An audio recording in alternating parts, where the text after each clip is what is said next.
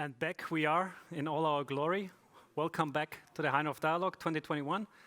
For the few people here joining us at Stormen, please sit down and listen to our next exciting panel. With regard to our previous panel, just one information, like all the questions you asked online, they will be answered later on, so your questions have not been wasted, but they will definitely be answered by the panelists. As I said before, it took us a few minutes to set up the stage. It's quite challenging with all the regulations to keep a distance and also to make the camera work. For those of you who have studied our High-North Dialogue conference programs a bit earlier, they would have expected another Andreas here to actually moderate that session, Andreas Östhagen. For very good reason, Andreas cannot join us here today for very good family reasons, but he asked the Austrian to take over and talk about Norwegian strategies for Arctic development. So you can see there's a clear link between the Alpine and the Arctic region. Before the break, we opened the High-North Dialogue with a high-level discussion from both young and older thoughts on Norway's Arctic strategies. In the next hour, we would like to dig a bit deeper into these strategies and look at them from various perspectives, from the indigenous, from the regional, from the business, from the research, as well as from the youth perspective. Each of my panelists here will have 5 to 7 minutes for a short intro statement. Afterwards, we will, of course, go into a direct discussions. And again, I count on you, the audience outside in the digital world, to also actively participate in the discussion and ask questions via our Q&A and chat function. But who are actually our panelists of today? I will only shortly introduce them. From the Sami Parliament, I'm very happy that Aili Keskitalo, the president, is able to join us. Welcome. From Nordland County City Council, the president, Tomas. Welcome.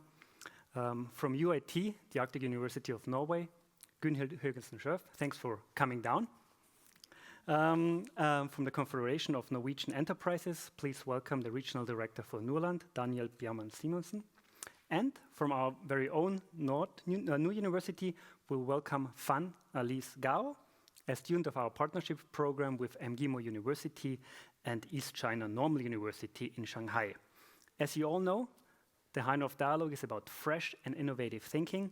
So for this year, we have invited students from New University and from that particular partnership program to join us here and present young, fresh, and innovative thoughts on the future of the Arctic. So welcome, Alice. Great to have you here with us again. But it's not about us and me. It's about you and your interest statement. So I want to start with Aili. 5 to 7 minutes, please. The floor is yours. Good evening, friends of the North. I would like to address the government High-North strategy and start off with that because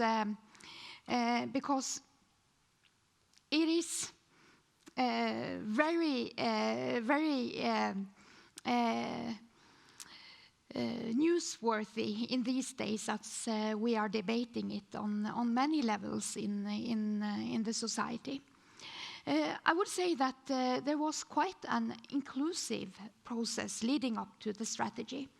And you will find many references to Sami issues, to Sami institutions, and to the Sami parliament. So there is a lot in the strategy to build on, also from an indigenous Sami perspective. But even if the process was good, I wouldn't say that I wholeheartedly support the result as it is, because all High-North strategies, in our experience, are the double-edged sword for indigenous peoples. There might be some benefits in the strategy, but there are also a lot of threats. So the process, but if the process is good, it's easier to feel comfortable with the result. We know from history how more interest in the Arctic will lead to industrial development. And industrial development, I'm sorry to say, there are almost no examples that they have benefited indigenous peoples. In fact, I do not know of any example that indigenous peoples' language and culture has flourished because of industrial development. In the contrary, often industrial development has been a threat to the indigenous way of life. In these days, we are discussing climate change. And climate change is a burden also for the indigenous peoples in the Arctic. And many of our traditional livelihoods are nature-based. And that means that they are highly affected by climate change. Fisheries, reindeer herding, Arctic farming, all are affected by climate change. But we are also feeling the effect of the climate mitigation policies, the so-called green energy,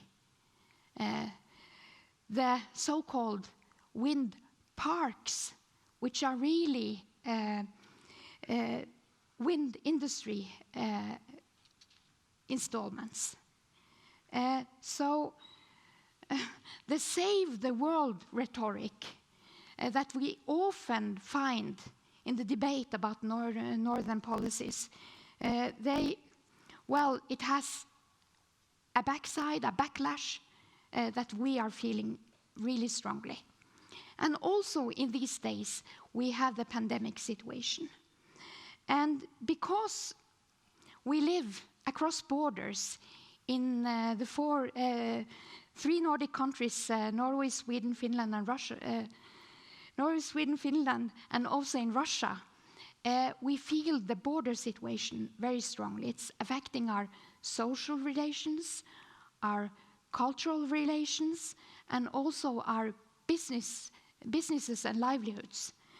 It is especially affecting the Sami cooperation, cross-border cooperation, and that is certainly a challenge.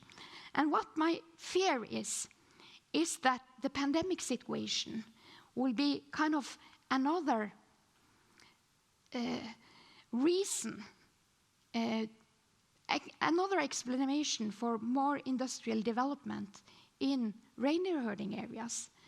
That Norwegian politicians will say, maybe this year, maybe next year, oh, because of the pandemic, we need to do this and this and this. We will also have to save the world from the pandemic by giving up our lands. What I would like to see from the High North strategy is the protection of our food systems, our seafood, our reindeer meat, and the Arctic farming. I would like to see sustainable tourism, because I believe that is a possibility that might be combined and not be always just a threat towards our livelihoods and local businesses. I'd like to see culture and creative industry flourish, because we have the nature in the north, but we have also the meeting of cultures that foster creativity and new ideas and innovation. I would like to see new technology and small-scale production, like the enterprise in my community, Arctic Lavvo, that produces our Sami lavvos, our Sami tents, for a world market. I'm happy to be here tonight and share these thoughts with you, and especially since we are mostly only fellow Northerners in this panel, and that underlines my final point, that the North is our home, and my people has been here for probably thousands of years. and we would like to be here in the future also, and not only as individuals, but as a distinct culture, a distinct people, and with living languages. And that is my hope for the future in the High North. Ologito. Thank you very much, Aili. Before continuing, I want to quickly follow up maybe. We heard before about the tense relationship between Norway and Russia, and you mentioned the COVID consequences of trans-border cooperation also for the Sami population, for indigenous population in the north. Could you tell us a bit more on how the COVID crisis has affected trans-border cooperation up in the north? Well, I'm very afraid of our trans-border cooperation. We are struggling between the Nordic states because of lack of harmonizing of COVID policies between Norway, Sweden, and Finland. And when it comes to Russia, it's even worse because we have the COVID restrictions, of course, but we have also the tension you mentioned. And it's quite a paradox, you might say, because Norway is in the lead of the Barents Cooperation this year. I am afraid that we are going to be struggling with the Barents Cooperation in the time coming, not only on an indigenous people-to-people level, which is really important, but also because,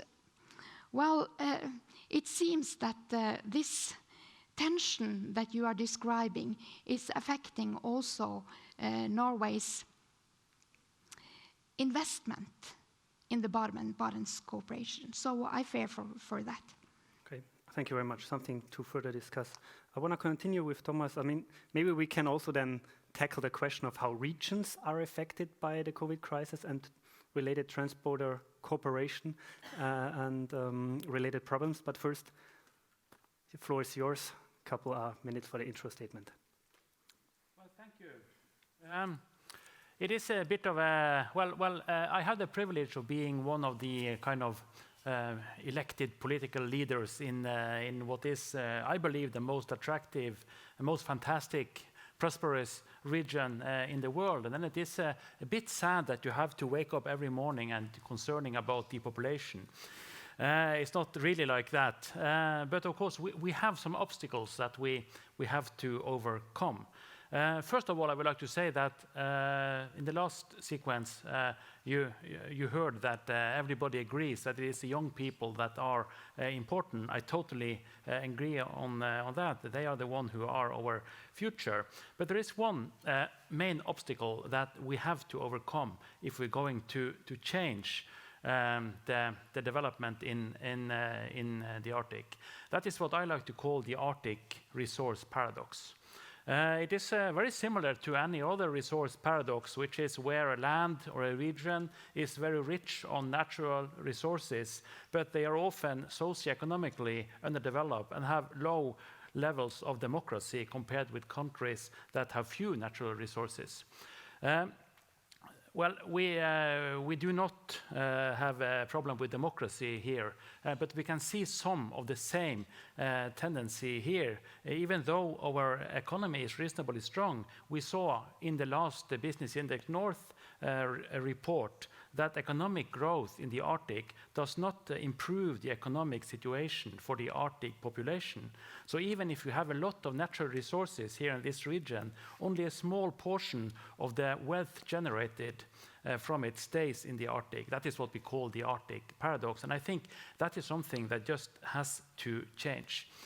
We have to be able to use the resources that are in our region in a sustainable way, in coexisting with each other. But we have to use them to create attractive jobs. It can be everything. It can be from Well, we see now that in Mo i Rana they are developing a battery cell factory that can employ maybe 1,500 people. But it's also about the value chain that goes from the fisherman to the supermarket in Italy, or from the fisherman to the professor at the university. So we have to work with this value chain to create the attractive jobs. So one of the issues that we need to do to turn this not very good development is to have attractive jobs. But if we're going to have that, we really need the universities to work with us. I said in a debate 2 years ago that if you wanted to do one thing, just one smart thing to develop the North, you should double the budgets for the universities in northern Norway. That's not going to happen, but I still think it would be a good idea. And why do I say that? Yes, because the universities, they are the most important actors in developing this region. In fact, it is the most important actors in developing any regions. It's about educating. It's about educating nurses, teachers, engineers, economics, all the skills that we need. But it's also about to develop the more innovative jobs, new methods of doing things. And it's about giving young people the best years of their life and let them have it here in the North. It's important with jobs. It is important with education, universities, but it's also very important that we have attractive society where people would like to live their lives. We have a fantastic nature. I think that is attractive for many people. Just now on Sunday, my family was split into two, and half of us went up skiing in the mountains on 1,100 meters high mountain. Half of us went out with a boat to find a very beautiful white beach to have lunch on. There are not many places in the world where you can do that on the same day. If I'd been a little more fit, I would do both on the same day, but we have to divide the family to reach out to everything. You can paddle between the islands, you can go skiing, you can fish, hunt, harvest from the enormous resources that are in our nature, but we also need culture. We have the food culture. The fish, the reindeer, the berries, they are among the tastiest, most healthy food that you can find on the planet. I think that is something that we need to use much more in the developing of our country, inviting people here to taste what we have. And lastly, I would like to say that one of the proudest moments I have had as a politician here in Nordland was when Bodø was awarded the title European Capital of Culture in 2024. I think that can be a real game changer for this region. That will be the first capital of culture above the Arctic Circle. We call it articulation. I'm absolutely sure it will develop awareness of High North, including the rich culture of indigenous people here in this area. It will be a great opportunity to develop our region and make not only Nordland, but the whole Arctic region more attractive. We have a job to do.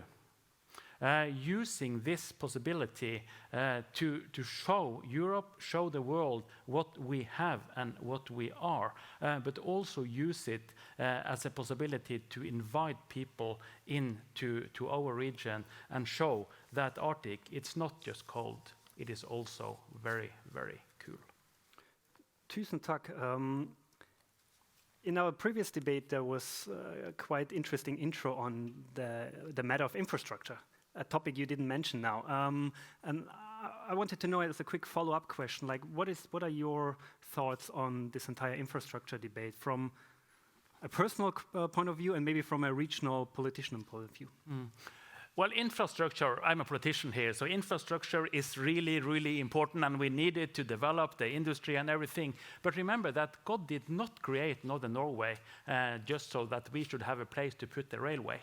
The infrastructure, it's not important in itself. It is important because it serves a matter. So when we know that we have a lot of seafood production along our coastline, and to have roads, to have railroads, to have harbors, so that we can get this resource, this product to the market really, really fast and really secure, that means a lot, and that creates jobs. So infrastructure debates is always exciting, but I think it is important that we must remember that we cannot live of infrastructure, and we cannot live of roads and railroads. We have to live of the resources that are in our region, and the infrastructure, it is kind of something that we have to be able to develop the possibilities that are here.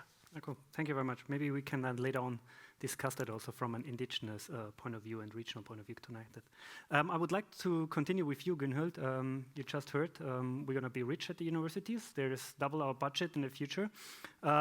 So your 5 minutes, 7 minutes of intro statement, the floor is yours. Yeah, well, I'm ready. I'll just bring it on. I realize now, like listening to the others, I think I'm going to come from this from two different vantage points. One is more personal, and the other is sort of like an academic-y thing, right? So I'll start with a more personal one, because there's been mentioned, one core theme at the moment is the people coming to North Norway, and how to get them to North Norway, and blah, blah, blah. And actually, I think this isn't a problem. Because, as you might be able to hear, I wasn't born and raised here. I have a Norwegian name. That's from my grandfather from Lofoten. But I was born in the Netherlands, and I grew up in Canada. I grew up in a much colder place than anywhere in northern Norway, frankly, even if you go inland. I would go to minus 45, minus 50. So for me, the whole cold thing, But what is interesting to me is that is the lack of knowledge, in fact, in this country about North Norway and about what it has to offer. I've grown up in cities that are much larger than anything to be found in Norway, so I'm kind of a big city person. I was surprising my family that I actually survived in Tromsø as long as I did. I moved there 20 years ago, and I was only going to be there for 1 year. But I totally enjoy it. And why? Because actually, many of these things we're talking about actually exist. This is why Bodø is nominated, or is called the cultural capital, and Tromsø has all of these many activities. And actually, there's many towns and cities in North Norway that already offer many of these things that could attract people. So part of our problem here is a bit of the sales job. Another thing is also understanding our role in the processes, and now I'm going to go into the academic-y side, in some of the processes that are very important to Norway as a whole. My area is security studies, so you know which direction we're going in now. I'm going to talk about security, but I'm going to talk about security because our government, our politicians talk about security. And one thing that has been coming up and has also been in the North Norway, nordområdemeldingen, like the papers, is that the important role North Norway plays for Norway's security.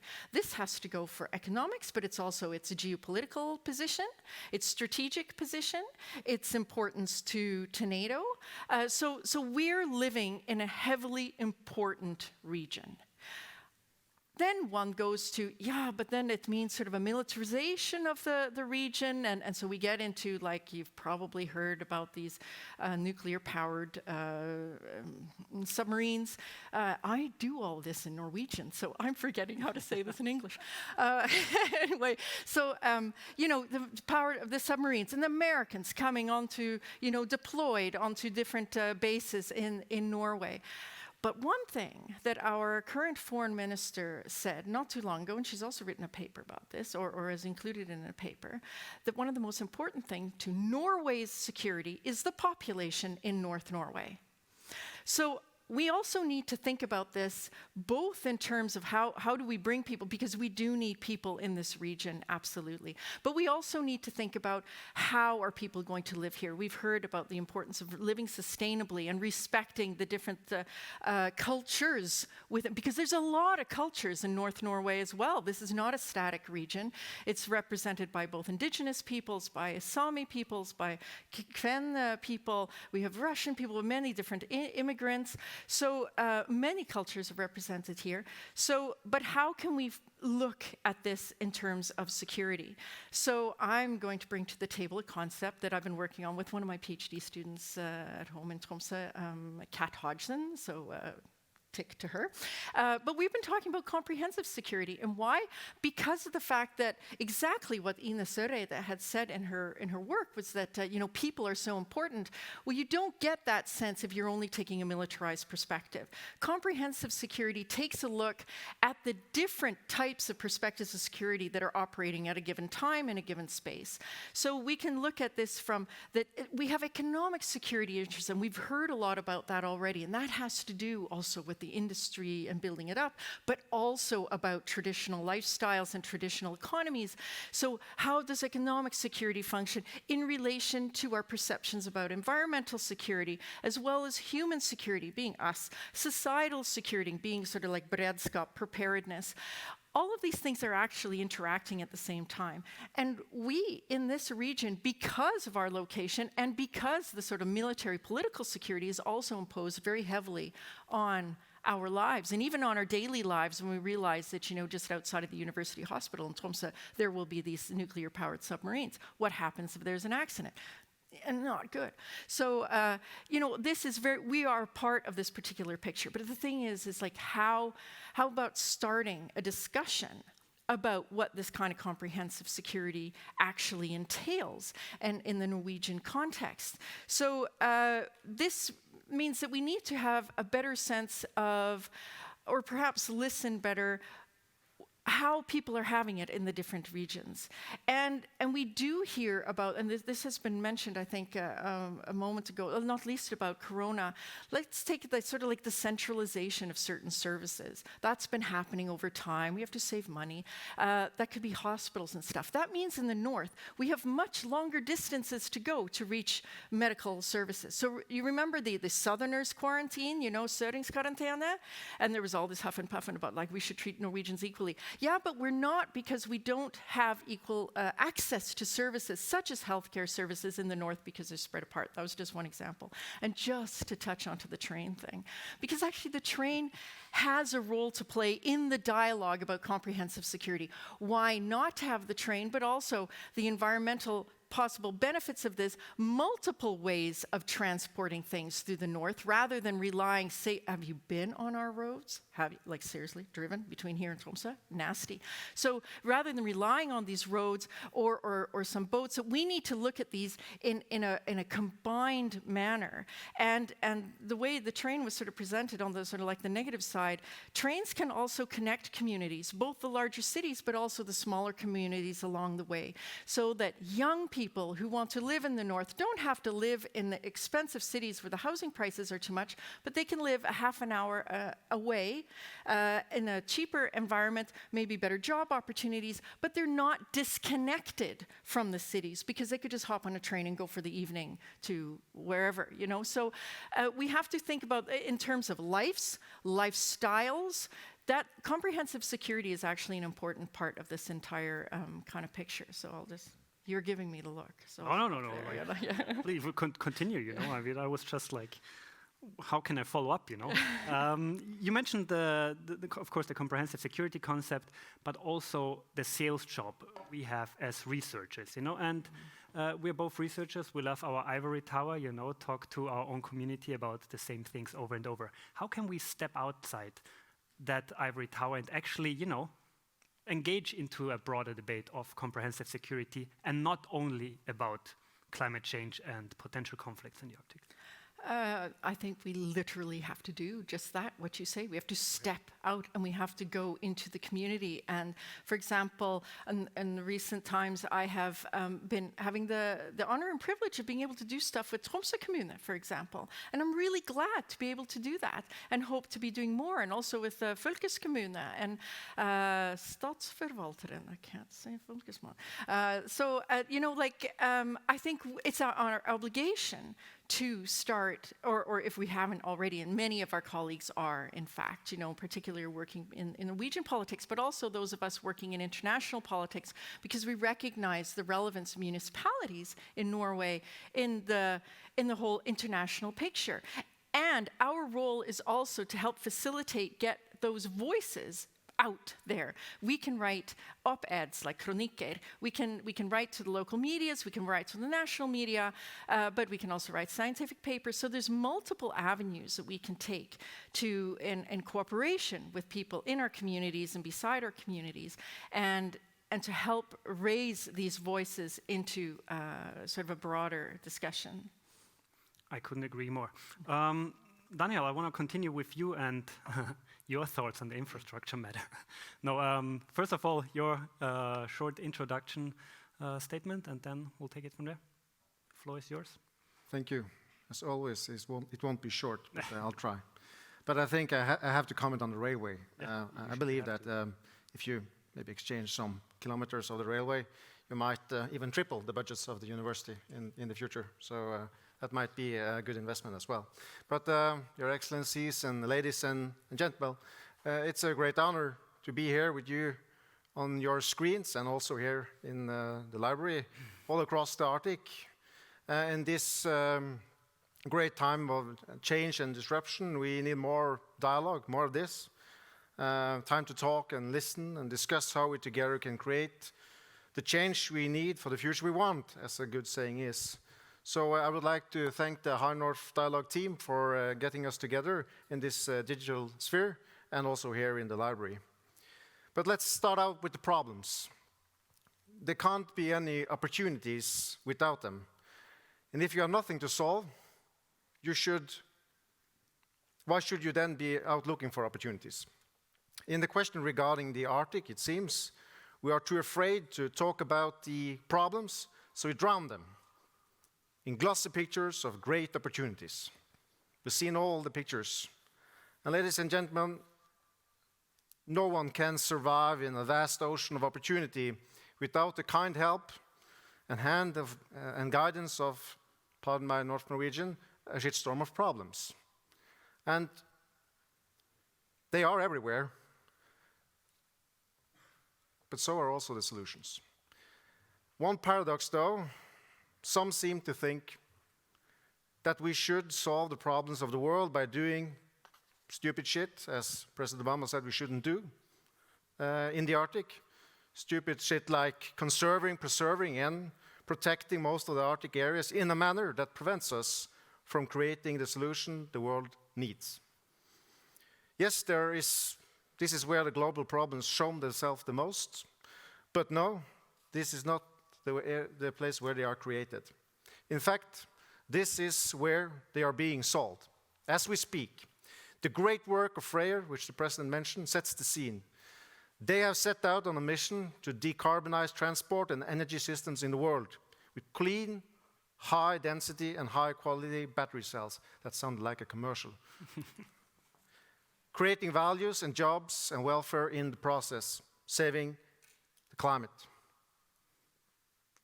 So we can continue funding the welfare in the future.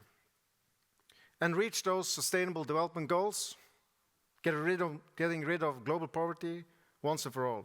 And it's all happening here, right in the Arctic, from the Arctic to the world. And there are many stories and adventures like this developing in the Arctic. Hydrogen for zero-emission transport, hydrogen gas for decarbonization of circular steel industry, offshore wind, ammonia production, zero-emission iron ore and copper extraction for the global electrification of the economy, zero-emission and circular seafood production, fighting world hunger. The Arctic is not a roadmap or a white paper to reaching the SDGs and the Paris Agreement goals. We are in fact doing it while we are talking about it. No glossy pictures of great opportunities, just plain green business. Or as I call it, the realization of the next step, the NHO's roadmap for the future of business. So my main message here today is please let us keep up our good work. Please acknowledge the Arctic as a part of the solution to solving the global problems. And tell it to the world, sell it to the world, so more people and capital finds its way here to make possible tomorrow what seems impossible today. Like saving the world. The President mentioned it, but it's true. We are actually trying to do so, creating jobs, values, and welfare in the process. On the Norwegian government's white paper on the Arctic does this at some extent. Especially it's reflected in the goals for the Arctic, increased job creation and value creation combined with the other goals, in particular the one of welfare, ensuring that people want to live here, make it attractive, are essential, and has to be reflected also in the political solution for the future, for the sitting and the future governments.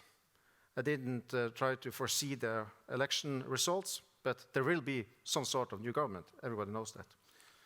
And at this point, I would like to elaborate a bit on some of the things that are required of the political leadership. If, stupid shit, ideas like preserving the Arctic from the human touch are brought to rest and never become neither national or EU policy for our Arctic regions, we will prevail, contributing more to saving the world, which is an excellent business idea if it's done right and in a sustainable manner. Not only for the Arctic, but for all of us. That should be priority number one. And now I probably pissed somebody off, but at this part of my main message here today, we can't be Europe's false clean conscience. We should be a part of the main solution and the main team player for the European Green Deal. And at this point, I also would like to add, for the politicians and ambassadors in this digital room, we need market access and a level playing field also in regard to Brexit. How doesn't that concern the Arctic? Well, right now, a hot topic is the rules of origin in the Brexit deal, which may create some problems for parts of the emerging battery industry. We cannot have tariffs on batteries or materials in batteries produced in Norway for the electrification of the European car industry destined for the UK market. So market access should be priority number two. Because without the possibility to create jobs and values from natural resources in a sustainable way and market access, we will not be able to create green jobs and never create the green Arctic adventure. This is a very current example of the importance of the Arctic as an enabler for the European Green Deal. And the obstacle that needs to be solved brings me back to the domestic policies. The matter of balance between preservation and sustainable use of natural resources also has to apply to domestic policy, of course. The white paper is a comprehensive strategy, but set into life and action, it has to be owned and cherished by the political leaders of all sectors concerned, or it will only be words. Beautiful words, written by outstanding bureaucrats such as Rune Jensen in the Ministry of Foreign Affairs. Without him, I would like to add, it would not be an Arctic policy so down to earth, but still so well connected with the geopolitical realities, which is the framework of the whole discussion on our Arctic future. So, I'm going to finish now. Strategic, comprehensive political leadership is vital and will determine either we succeed or fail. And as a final note, the following discussion on setting the Arctic strategy into life. We are special here in the Arctic, indeed. But we are not that special that we don't find benefit from the general policies. But we are, however, that special that we need also special policies adapted to the reality on the ground in the Arctic, compensating for special challenges and stimulating special opportunities. Thank you. Thank you very much, Daniel. So many things to actually follow up, but we heard before that we might have a problem of demography here in northern Norway. And you talked about challenges and solutions we both find here at the same time. So what's the business perspective in that regard, the matter of demography or the problem of demography? Well, 6 out of 10 businesses lack workforce, skilled workforce. And one of the things that we have been discussing more and more and contributing to is actually the question of how we develop our societies, make them more livable, more human-friendly. And that's a question of how we design our cities, our communities. And one important part of the business community is, of course, the tourism industry, which creates a greater offer of experiences and possibilities to live high-quality lives in, for example, small cities like Svolvær, which has more restaurants there than there are people there, almost. And that's a good example. You have so many possibilities. You have urban qualities, even though you live in a small place. Thank you very much. Alice, I haven't forgotten about you, and I want to give the floor to you, a young student coming from China to actually Bude to study here. So looking very much forward to your intro statement. Thank you. Ladies and gentlemen, it's my great honor to be here. I'm Alice from Shanghai, China, a master's student of global management from partnership program of Northern University, East China Normal University, and Moscow State Institute of International Relations. So before I came to northern Norway, I know it's a very beautiful place with northern lights. The beauty of nature really attracts me here.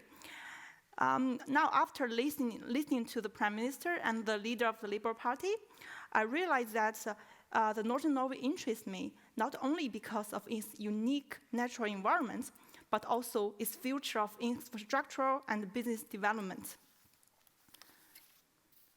For people in China, northern Norway is not just a faraway place, but also a lived place with opportunities for business cooperation. For example, in Shanghai, we can see advertisements of salmon from northern Norway, northern Arctic, almost everywhere, and even in subway stations. And apparently, seafood is not just it's just one of the many areas of potential great cooperation. From my understanding, Chinese industries and the Norwegian Arctic both have unique strengths that can complement each other. The Norwegian Arctic has a unique location, rich natural resources like oil, gas, and fish, and high level of knowledge, skills, and technology.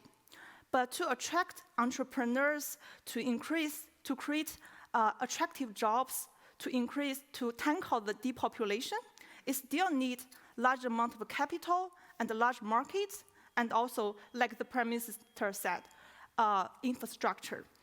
And China happens to have that. It has large capital, large markets, and also infrastructure capability. These complementary advantages of Norwegian Arctic and Chinese industries can be reinforced by upgrading the level of cooperation. And this would drive the future business development in the Arctic. But apart from business cooperation, environment protection and sustainable development is actually a bigger concern for young people like me. Although like I'm not directly from the Arctic, I'm not directly from northern Norway, but I still care the environment here.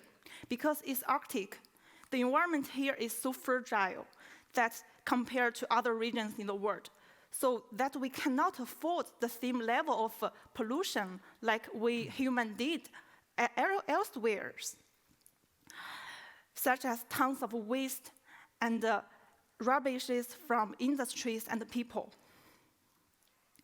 And for example, if we have like serious environment damage in the Arctic, the whole humanity will like suffer the consequences in the end.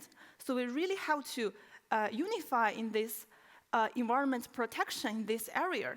If the governments like find it difficult to do it, to cooperate, so people, like we people should do it. So, but in addition, the other thing I have to add is apart from the environmental protection within the Arctic region, we also should pay attention to the pollution outside the Arctic, because like the whole climate system and also the environment is is a whole. For example, if some country just dump tons of nuclear waste, for example, in the Arctic, in the Pacific Ocean, there is, according to scientists, actually the pollutants from elsewhere in the world can like gradually build up in the polar area, and the Arctic region gonna get the pollutants sooner or later, if not now, if not in the short term, but in the future. So we can't we people cannot keep like silence if something just for example dump like tons of nuclear waste in the Pacific, for example. Yeah, so we really should like unify. So to conclude, I see great potential of business developments in the Norwegian Arctic, and also great potential of cooperation between Chinese industries and also of Norwegian Arctic. But definitely, we should do it in a sustainable way, and we should care more about the environment here. Because like in 50 years, for example, 50 years after, when I get old, I think I can still like enjoy the beautiful nature, enjoy all this like fascinating nature in the Arctic, as well as my children. Yeah, thank you. Thank you very much, Elise. You have here a representative from the regional side, from the research, from the indigenous, and from the business perspective. You as an international student, what would it take for you, having all these co-audience here with you, to actually stay here in Bude after you're done with your program? Yeah, first of all, it's the beauty of nature that attracts me here.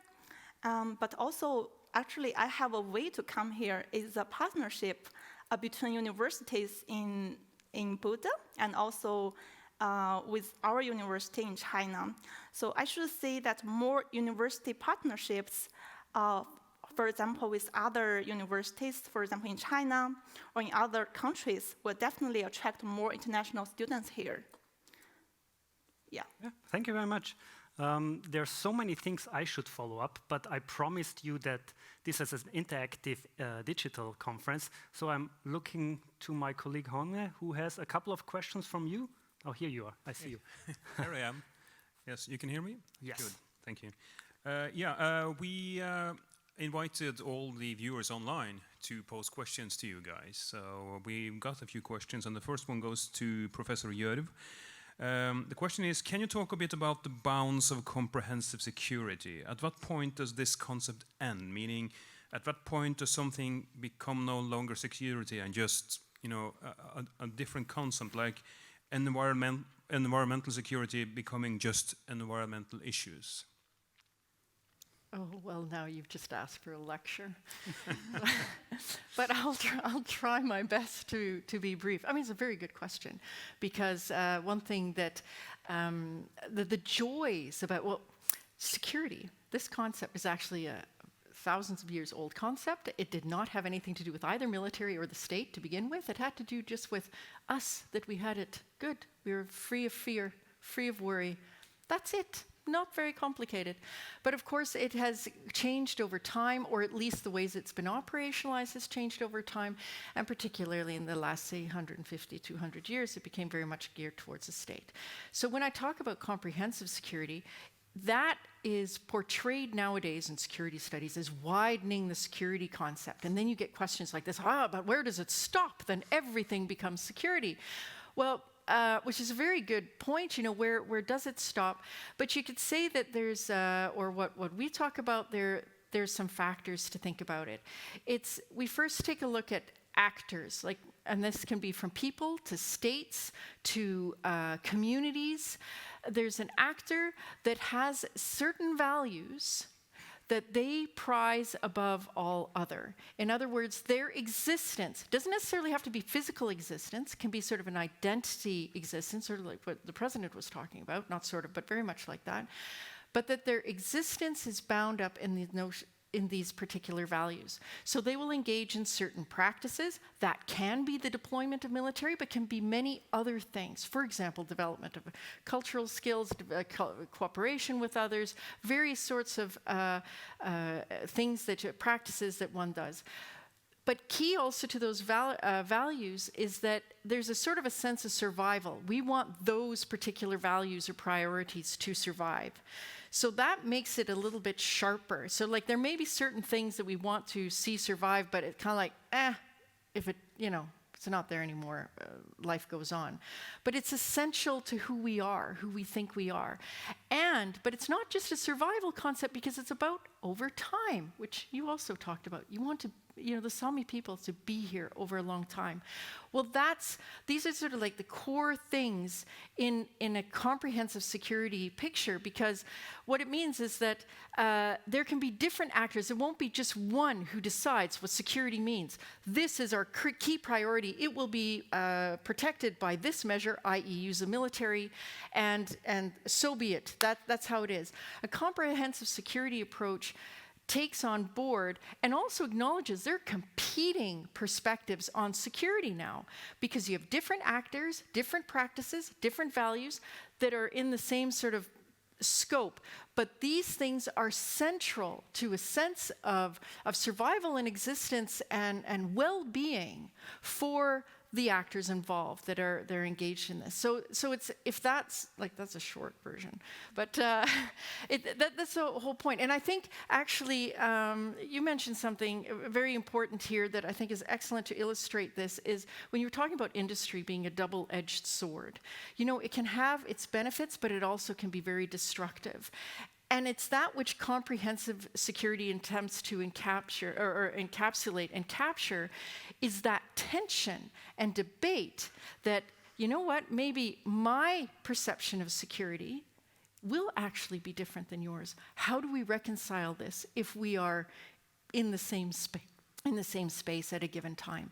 So it's trying to take a look at what we value that is most important to us. Tusen takk. Agne, do we have more? Yes, we do. I'm glad I didn't ask for the long answer. So, what is the role, if any, of young people in crafting a country's approach to comprehensive security? And this goes to the entire panel. Who would like to take the first shot on that? Role of young people when defining security? Tomas? Well, they are the one that is going to be here for the longest time. So I think that they are the one that should define, as the professor said, the values of this region. Why are we here? What are we here for? So I think they really can play a substantial role in that definition. And of course, when it comes to defending something, and that can be military or it can be by using knowledge, it is important that we train our young people so that they are able to go into those discussions and be kind of the protectors of the North. Aili, when you hear that, what are the young perspectives from the indigenous communities? Well, I would just like to follow up on something Gunhild said. She said everything is security. Well, to me, everything is indigenous issues. I always try to see the Sami perspective in any ongoing debate. And when it comes to young people's perspective, well, I'm not very young anymore, but I have children. And my greatest joy in world, in life, is hearing them speaking our language together. And I live in the hope that I will have grandchildren that will speak our language with me and with their parents. And that continuous flow is what I hope for. And nothing makes me happier than see our young people wearing their kaktis and speaking our language. Because they have every opportunity today. might even go to China to study Chinese. They can go everywhere. But if they choose the Gakti, if they choose our language, it's such a powerful message. And I think I rely on that kind of success, that they will still choose to be Sami. All right, thank you. Maybe both to Daniel and Tomas, you hear the Sami perspective. We heard about young people lacking up here. What's the business role in that? How can, maybe that's the 100 or 1 million question, $1 million question, but how can businesses help to keep people here, to help the Sami perspective rise, etc., etc.? Well, let's start with the business perspective. We see more and more young people becoming entrepreneurs, creating their own businesses, their own work, and employs more people. And the world has become more close to us because of the digitalization. So we see more creative businesses establishing in, for example, Lofoten, which is not a natural resource-based reason for being there. It's because they want to be there and they create their own jobs. So small businesses also in the tourist industry, small businesses employing people, and they are everywhere, is a part of the comprehensive security scheme, because economical activity, people working, living their lives everywhere, is a part of our expression of interest and expression of ambitions in a small scale level. And that's a part of the security in itself. As to indigenous people, we see more and more, especially tourist industry in the indigenous community, which also creates new jobs and exciting experience for people visiting us. And hopefully there will be many people visiting us in the Arctic in the years to come, and hopefully also the months to come when the pandemic is driven back. Thomas, do you maybe want to follow up to that interplay, young people, the regional aspect, maybe the impact the regions have also on the policy-making process in Oslo? Mm-hmm. Yeah, we have, as a regional, as the county council, we have responsibility for the upper secondary education, but we also, of course, have an influence on what is going to happen on higher education. And what I think is extremely important is that we must have an educational system that is fit for the labor market and the needs in the industry that are here. It would be very stupid of us to educate a lot of young skilled people into jobs that are not possible to have in this region. So what we do, and what we do quite a lot of, is try to adapt this to make sure that if Daniel say, hey, we need plumbers and electricians, we try to educate plumbers and electricians. If they say we need engineers, we need economics, we will try to make sure, then we have to talk to the government to make sure that our universities can deliver just that. And I think that is a key issue, because as Aili said, many young people have a reason to come here to study in Bodø, for instance. But if they do, it would be very wise of us to make sure that the education they take that can be compared to the labor market that is here, giving them not just a reason to come, but giving them a reason to stay here. Thank you very much. I think it's an excellent point. Honge, do we have a final question from the audience? Yes, we do. It's a question for Tomas, but I would like to ask the entire panel, actually, because it would be great to hear your thoughts about cultural heritage as a driver for community development in an international setting. Thomas? Yeah, well, as I said in my introduction, I'm really enthusiastic about the cultural capital. So using culture, using our heritage to show who we are, just show the world, this is us. This is what we stand for. This is our history. Please come and visit, or please come and do business with us. I think that is really important, because if you're going to stand out of the crowd, you have to be something. You cannot just be a grey mouse, as we say in Norwegian, in the crowd. You have to be someone, and I think using our cultural heritage just to show who we are is extremely important. When it comes to the cultural capital, that is just a perfect opportunity to show Europe that what is going on up here. And I think from a kind of business development point of view, it is even more important than from a cultural point of view, because it's all about attractiveness, giving people a reason to look at Northern Norway one more time and say, well, this is the place where I would like to be. All right. Talking about attractiveness, Aili, we heard about cultural heritage, Bodø as being the European capital of culture. What are your thoughts into that, on that matter, attractiveness, cultural heritage?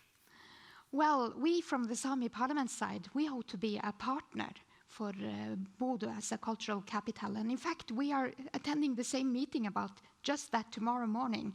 So we are eager to join forces to put Bodø on the map of Europe.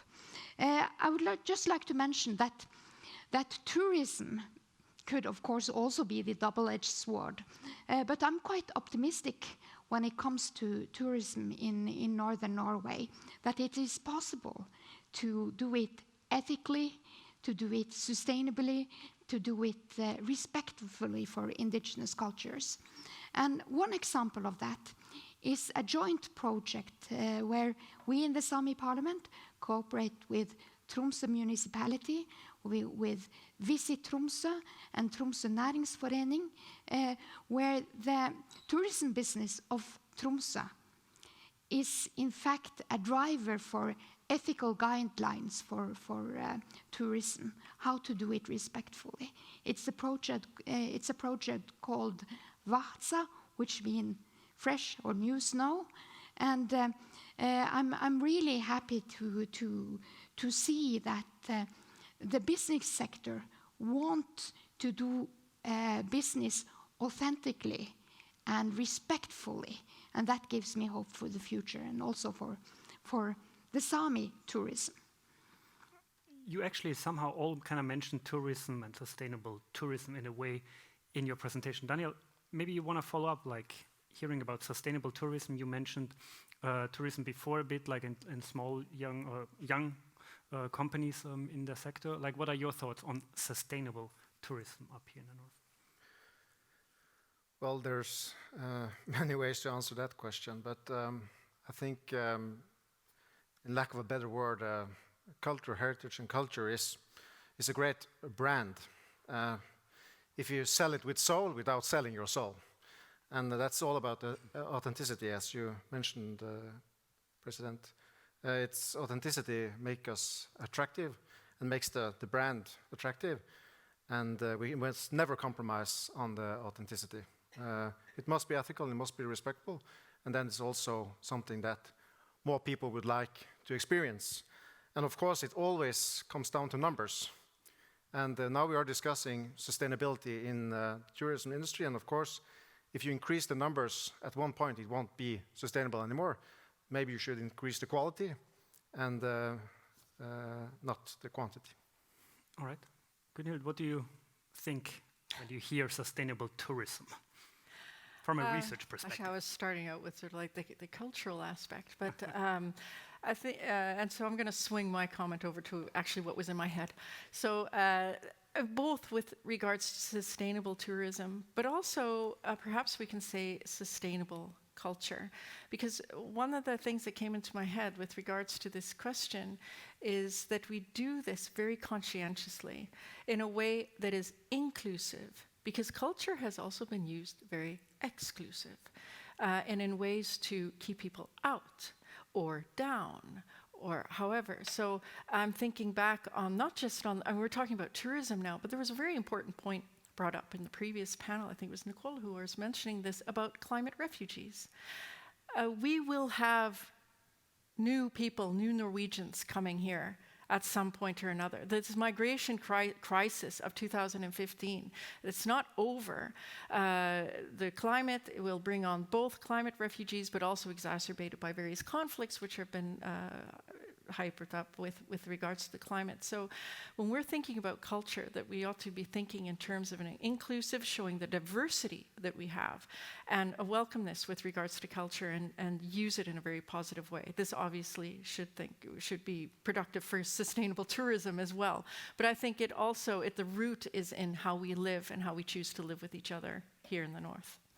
Tusen takk. I mean, we are almost out of time, so I want to give the last statement and sentence to Aili. You heard about cultural heritage, sustainable development, you coming from China here. Like, what could China, where you are from, actually learn from the Arctic in that regard? Talking about, for example, sustainable tourism.